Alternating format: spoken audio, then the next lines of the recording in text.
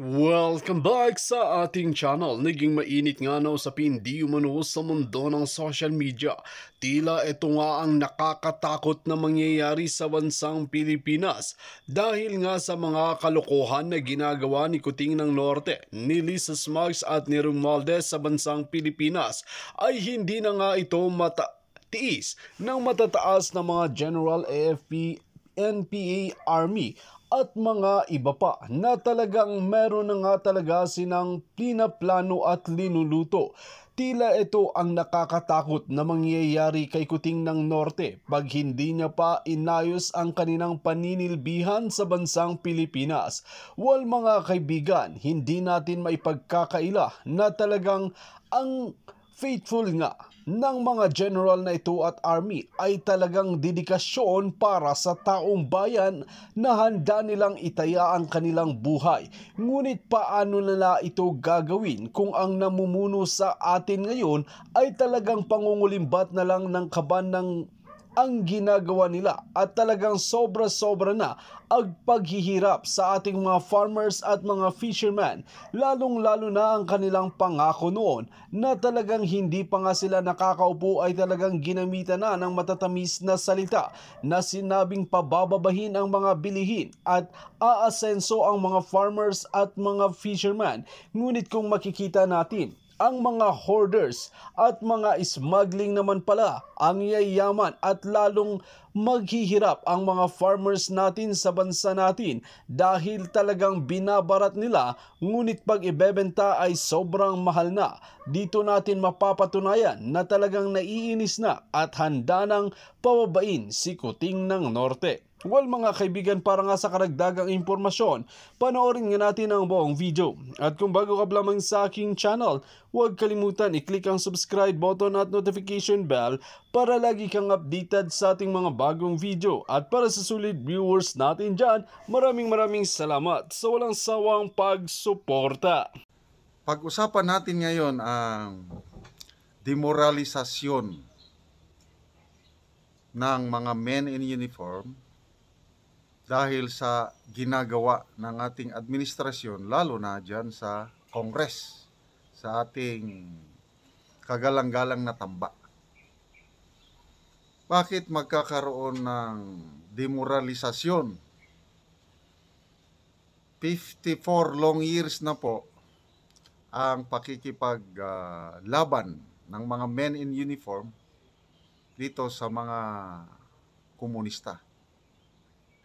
Ang dami ng nalagas na buhay ng ating kasundaluhan, kapulisan, KAFGU.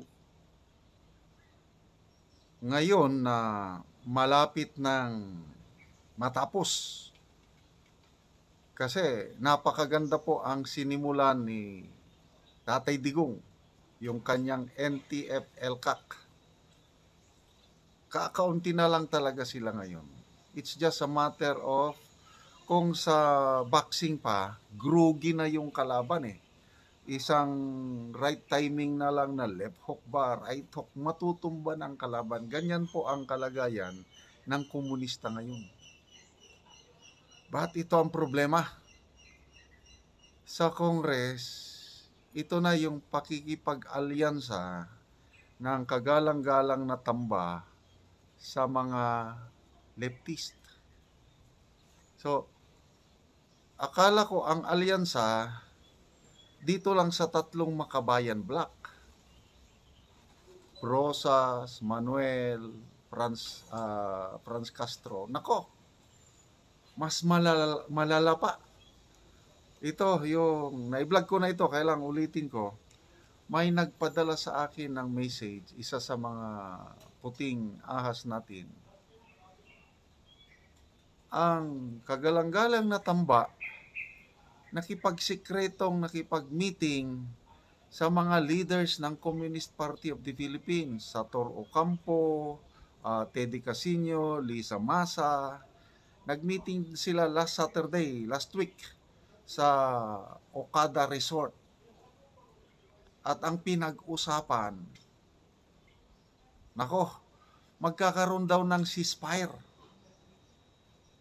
Itong mga makakaliwa nag-propose na dito sa ating kagalang-galang na Tamba na magkakaroon ng ceasefire, pa, i-release ang mga nakapreso na leaders ng komunista, i-demolish ang NTF-ELCAC, at ang mga NPA isasama na sa socio-economic development. Yan po ang apat na pinag-usapan doon sa Okada Resort last Saturday. And according to my puting ahas, dito sa report na natanggap ko, positive ang response ng kagalang-galang na Tamba. At i-recommend niya sa PBBM admin. So, ako kahit retired na ako, ano ang pakiramdam ko? Yung ganyan na malapit nang matapos ang kalaban, tapos magkakaroon na naman ng ceasefire. Sa buong serbisyo ko, 34 years, palagi na lang yan, peace talk, ceasefire. Kahit sinong presidente mayroong ceasefire, peace talk. Si Tatay Digong lang ang, sa umpisa, okay, ceasefire, peace talks.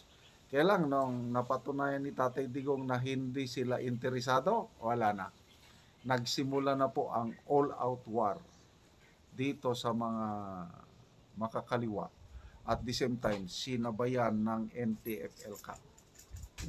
So, napakaganda po ang approach ni Tatay Digong.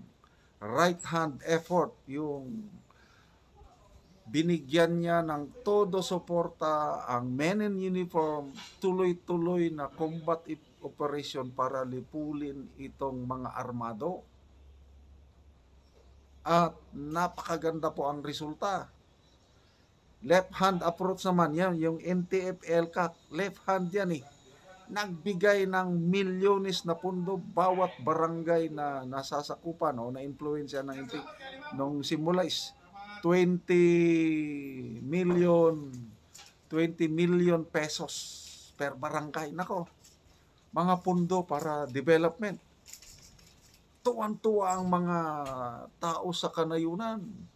Yung rason kung bakit sila sumuporta sa mga rebelde, nawala na kasi may kalsada na, may patubig na, may kuryente na, may health center na. Ayos na. Yun po ang nasimulan. Ngayon, ceasefire. O hihinto ang mga sundalo sa pag-knock-out sa armado, madedemoralize ang mga sundalo, pulis niyan. Ako, naranasan ko yan Nag-ooperate kami. Tagal namin sa bundok. Hirap na ang mga NPA dahil pag ang mga sundalo o pulis nasa kabundukan, gutom na gutom ang mga NPA. Kasi takot sila nga lumabas, tago ng tago, hindi makakuha ng pagkain sa mga tao. Kaya mauubos sila sa gutom. Yung ganong stage na gutom na sila, dami nang nagsusurrender, biglang mag-ceasefire na naman, pinapabalik kami sa aming kampo, ceasefire daw, peace talks, very demoralizing, naranasan ko yan. Kaya ito ngayon, itong napag-alaman natin na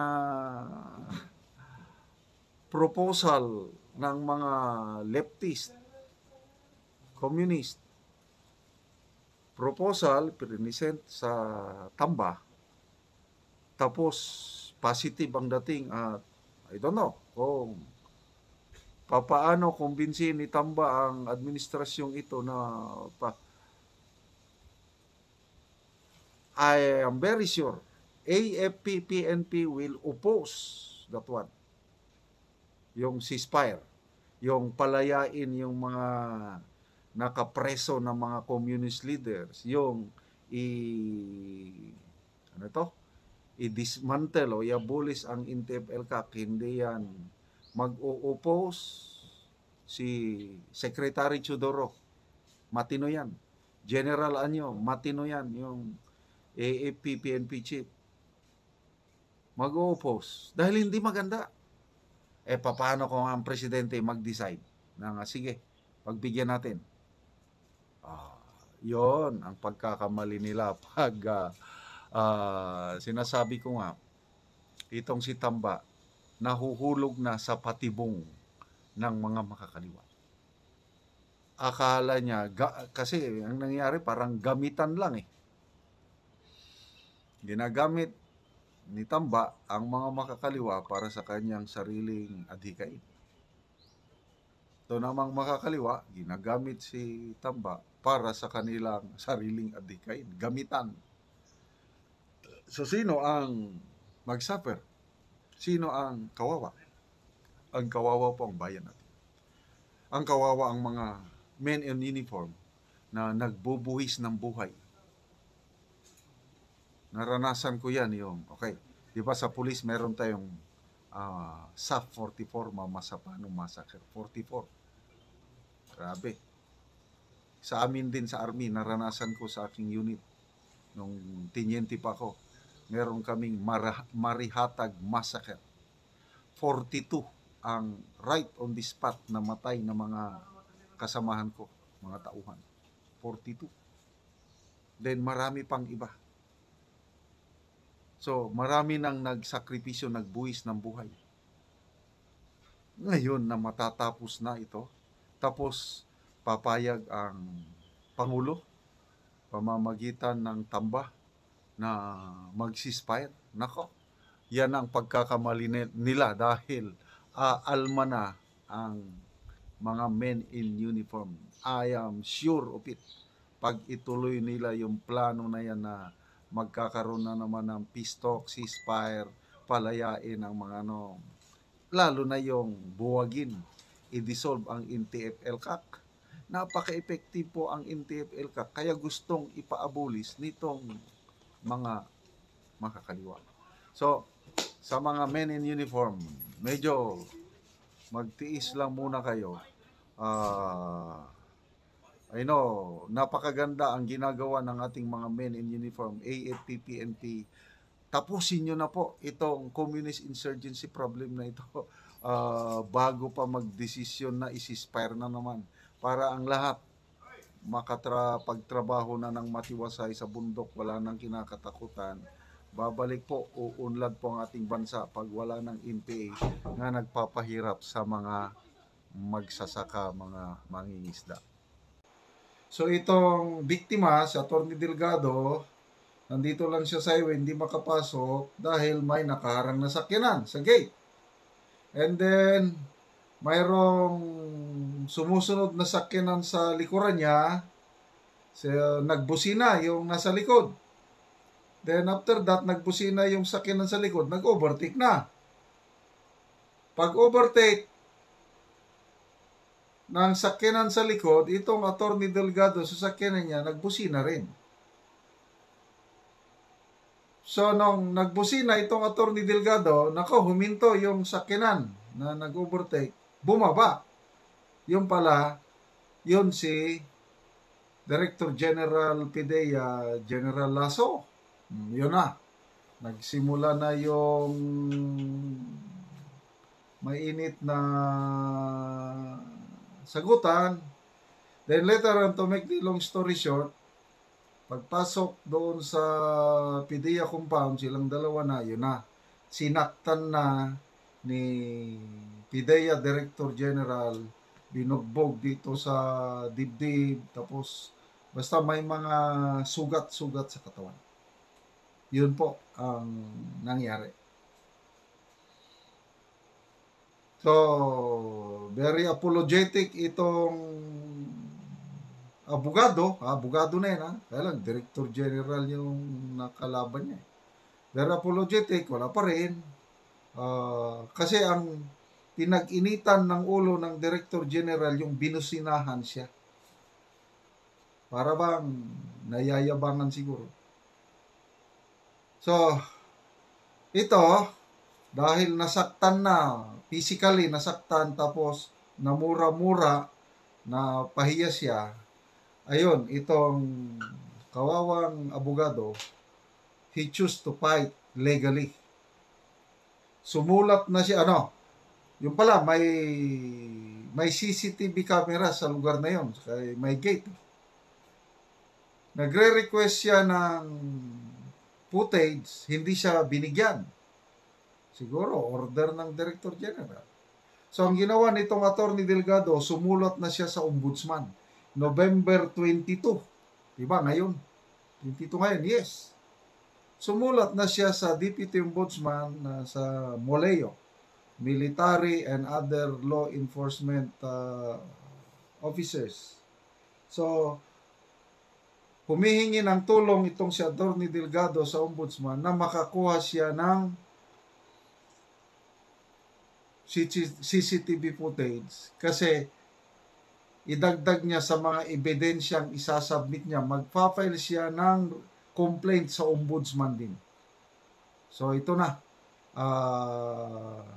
Tauhan versus amo. Okay. So, si Marlica, ang punto niya doon na bakit iblinag niya ito dahil tungkol sa hustisya. Naaawa siya doon sa binugbog na tauhan ng PDEA. Abogado na yan. How much more kung ordinaryong tao? So, tinignan ko yung background ni Director General Lasso. PMA graduate pala yan. PMA class of 1984. Tapos, matigas. Former director ng SAF, yung Special Action Force. Malala nyo yung Mamasapano Massacre? SAF 44. So, yung SAF commander si La Peña. Basta, mayroon yung SAF commander na tinanggal ni Pinoy. Ang ipinalit kay SAF commander na sinibak, itong si General Virgilio Lasso. So, medyo may katigasan. Dahil hindi ka pwedeng maging SAF director pag hindi ka matigas. Tapos PME graduate, ay talagang ito, experience ko lang ito May mga PME graduates na siguro sa pinagdaanan nila kasi hindi mo maitago. Merong hazing sa PME. Na-assign ako daw ng more than 3 years. Kahit todo deny ang PME, meron. Nasasaksihan ko. So, itong mga ganito, yung PMEers, hindi naman lahat PMEers na bantayan ko, yung nambubugbog na lang. Baka na-trauma. Nung kadete sila, ganun din. Biktima sila ng hising na bugbog. Kaya, ganun. Kaya, may mga experiences ako, alam ko, bagong graduate sa PME, tenyente, na-assign sa field. Nako, ang mga sundalo, regular sundalo, sarhento ba, binubugbog ng newly graduate sa PME. Akala nila kadete rin yung binubugbog. Sundalo na yun, veterano na yun. Wala. May mga PME graduate na pinapatay ng sarili nilang sundalo dahil gano'n yung nambubugbog. So, ako, hindi mo na ako mag-comment itong ginawa ni Director General Lasso. Inaano ko lang, siguro, yung init ng anger. Kaya, lesson learned. Kung mainit ang ulo natin, is, wag tayong padalos-dalos. Na subukan ko na po yan. Nung tinyente ako. 2 beses muntik akong napahamak. Una, may nagkamaling tauhan ko. Nasa bundok kami, combat operation. Tapos nagpahinga lang kami sa isang barangay. Nalasing yung sundalo, nagpaputok. Yun ang ayaw ko, yung mang-abuso. Magpapaputok ka, di lalong matatakot yung mga tao. Nako, binugbog ko yung sundalo na yun, tapos gusto ko nang barilin sa aking sa aking galit. Mabuti na lang at parang may nag-guide sa akin na wag. So, kinalapit ko yung baril ko, kaya lang binaril ko lang dito sa tabi niya. Parang pampagulat lang. Kaya lang binugbog ko talaga. Tingin ako noon, may isa pa. Tinadyakan ko rin. Dahil, hindi So, yun po, yung galit. So, next time, pag magalit po tayo, kalmado lang. Relax lang muna kasi walang mangyayari kung padadala ka sa galit. Okay? Ang dahilan lang, busina lang eh. So, bakit ganon ang nangyari? Nakakalungkot.